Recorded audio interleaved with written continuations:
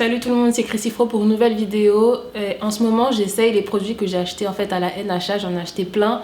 Donc je me fais plaisir, je teste et après je viens vous en parler. Et donc dernièrement, j'ai testé les produits Design Essential Natural de la gamme Coconut and Moon Oil. Donc j'avais acheté 3 produits, le shampoing, le masque et la crème. Ça m'a permis de vraiment tester une gamme du début à la fin de mon wash day. Bien sûr, j'ai commencé par le shampoing. Il contient du tournesol et de l'huile de coco. C'est un shampoing nourrissant pour les cheveux secs. Il est sans sulfate, sans parabènes, sans paraffine, sans huile minérale et sans phtalate. Pour l'odeur, il a une odeur de noix de coco et d'huile de monoï. Moi personnellement je trouve ça correct. Le shampoing il a une texture typique de shampoing, je sais pas si vous voyez.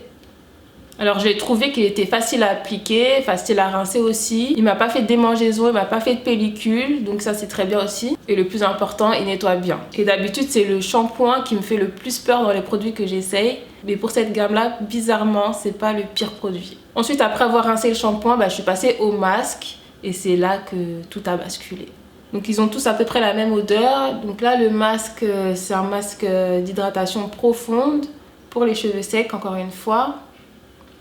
Avec du tournesol et du fruit de noni, je sais pas si on dit ça comme ça. Sans parabènes, sans paraffine, sans pétrolatum, sans gluten, sans phtalate, sans DEA, sans TEA.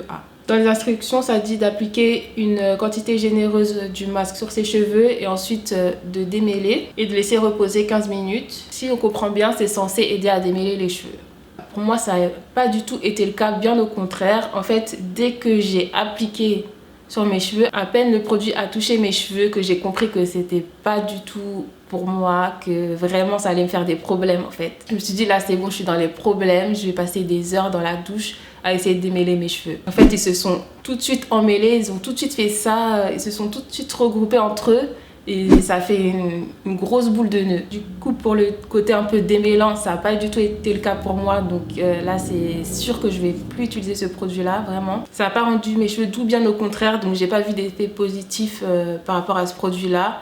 Après, juste par rapport à la texture, c'est pas trop lourd. Donc c'est plutôt facile à appliquer, on va dire. Mais bon, à l'application, ça rend le wash day encore plus difficile, donc pour moi il n'y a pas d'intérêt. Donc après m'être battue avec mes cheveux, même si je savais qu'il y avait encore plein de nœuds dans mes cheveux mais que j'en pouvais plus, je suis sortie de la douche et donc là j'ai essoré un peu mes cheveux et j'ai appliqué la crème hydratante.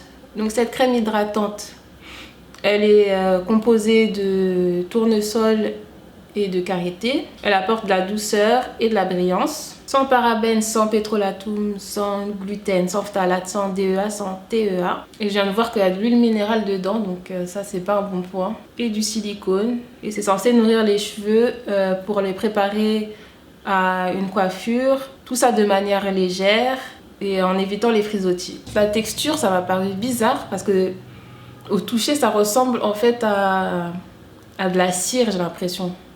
La cire qu'on utilise par exemple pour les baby hair ici. Ça m'a fait penser un peu à ça, mais quand même en plus liquide. Du coup à l'application c'était pas comme d'habitude. Donc après je me suis demandé si ça allait vraiment hydrater mes cheveux.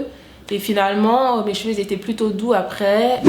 Pas spécialement brillants, mais j'avais rien à dire, donc voilà. Et c'était la première fois que je testais les produits Design Essentials. Donc pour une première impression, je suis un peu déçue franchement. Je suis un peu traumatisée par le masque. Après les 2 autres produits, pourquoi pas les finir. Mais bon, par rapport à la composition aussi, ça me donne pas très envie parce que je fais quand même un petit peu attention. Du coup, je pense que ceux-là, je vais les laisser un peu de côté et je vais tester d'autres produits. Mais en tout cas, si vous avez déjà testé cette marque et si vous aimez certains de leurs produits, n'hésitez pas à me le dire en commentaire. Abonnez-vous, partagez la vidéo et à la prochaine vidéo. Salut!